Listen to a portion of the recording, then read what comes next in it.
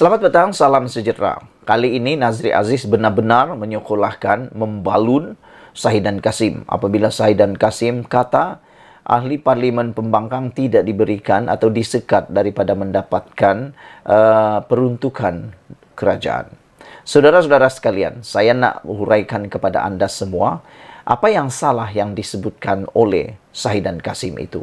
Sebelum itu, tekan butang subscribe untuk mendapatkan isu-isu terkini daripada channel ini. Dan jangan lupa share video ini supaya semua orang tahu bahawa apa yang dikatakan oleh Shahidan Kasim berkaitan peruntukan keuangan itu bukan semuanya betul. Hanya sedikit yang betul, tapi kebanyakannya salah.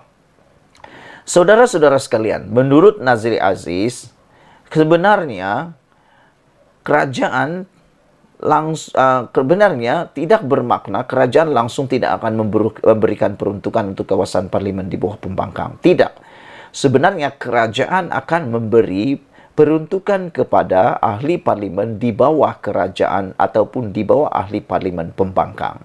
Tetapi dengan syarat, dengan satu cara, yaitu ahli parlimen pembangkang itu harus menulis surat kepada Perdana Menteri untuk memohon peruntukan dan dana kepada Perdana Menteri, dan Perdana Menteri akan menilai jika apa-apa projek yang ingin dilaksanakan ahli parlimen itu di kawasannya, yaitu di kawasan pembangkang itu, perlu atau tidak, barulah diberikan saluran dana.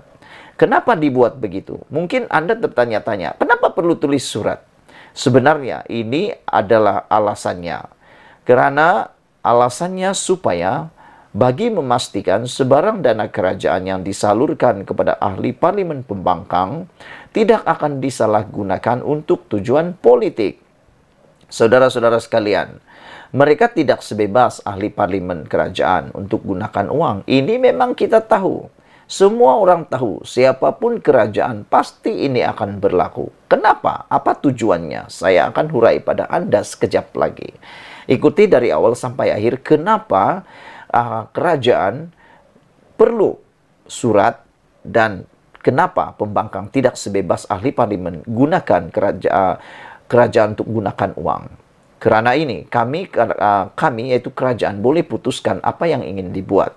Tapi mereka perlu tulis permohonan. Namun uang tetap akan diberikan, kata Nazri Aziz. Kalau kerajaan beri 1 juta, mereka tetap dapat 1 juta juga. Cuma kita nak pastikan perbelanjaan itu tidak beri kelebihan politik kepada mereka sampai kita tahu apa yang dibelanjakan. Ini pasti dilakukan oleh siapapun Perdana Menteri. Tidak kiralah mereka siapa, pasti akan buat seperti itu. Kita perlu berhati-hati. Mereka mungkin guna dana untuk tujuan politik.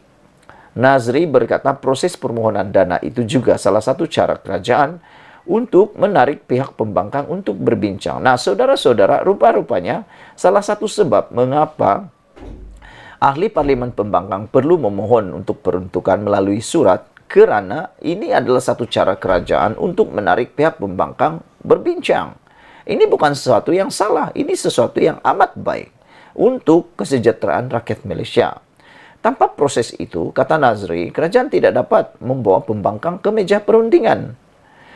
Ini boleh menjadi satu contoh di mana MOU antara PH dengan kerajaan pimpinan Ismail Sabri Yaakob telah dibuat pada 2021 yang turut bercakap tentang peruntukan kepada semua ahli parlimen pada waktu itu, yaitu perjanjian perbekalan dan keyakinan dan perbekalan kepada ahli-ahli parlimen pembangkang.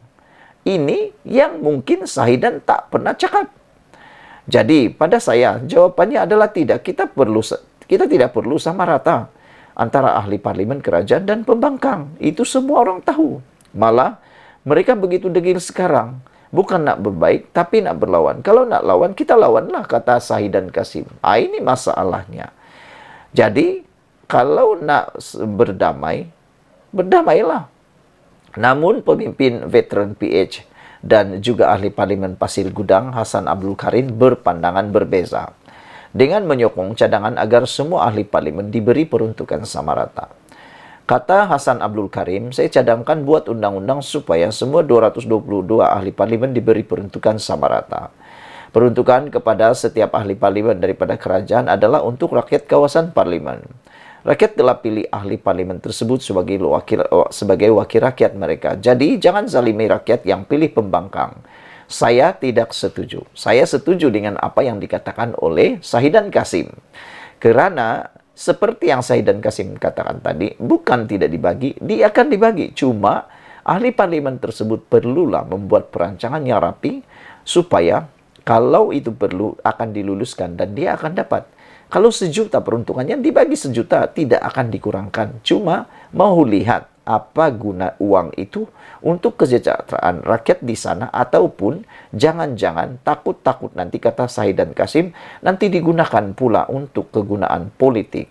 Jadi langkah ini sebenarnya adalah lebih baik pada pendapat saya. Seperti yang Shahidan Kasim kata, tidak perlu ada sama rata antara ahli parlimen pembangkang dan kerajaan.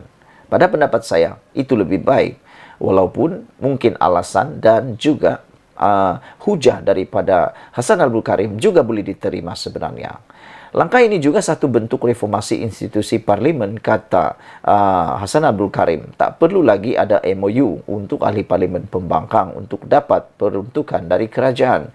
Saya fikir kerana kalau kita lihat pada duluan ataupun pengalaman MOU antara kerajaan pimpinan Ismail Sabri Yaakob dengan Pakatan Harapan pada tahun 2021, kita melihat ianya amat berjaya menstabilkan negara. Selama lebih kurang 17 bulan kita di bawah kepimpinan Datuk Seri Ismail Sabri Yaakob, negara kita amat stabil, sangat stabil. Kenapa? Kerana adanya MOU, perjanjian perbekalan dan keyakinan tersebut. Jadi, apa salahnya buat MOU? Tak salah, itu lagi amat baik. Saudara-saudara sekalian, peruntukan sama rata itu dapat mewujudkan suasana puas hati dan adil di kalangan rakyat. Politik yang melampau akan berkurang, kata Hassan Abdul Karim kepada Malaysia Kini.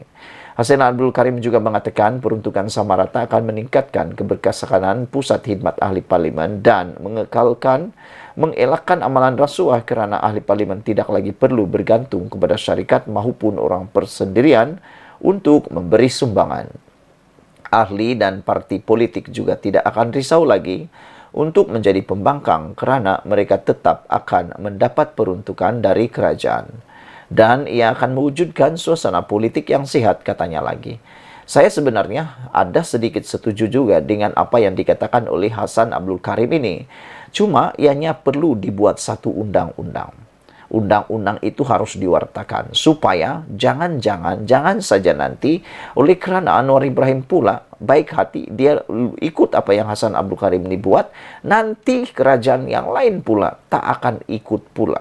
Jadi itu yang menakutkan kita. Jadi kalau nak benar-benar mau buat sama rata, saya setuju apa yang dikatakan oleh Hassan Abdul Karim ini, buat satu undang-undang khas untuk semua ahli parlimen, diberi peruntukan sama rata dan diwartakan sepenuhnya.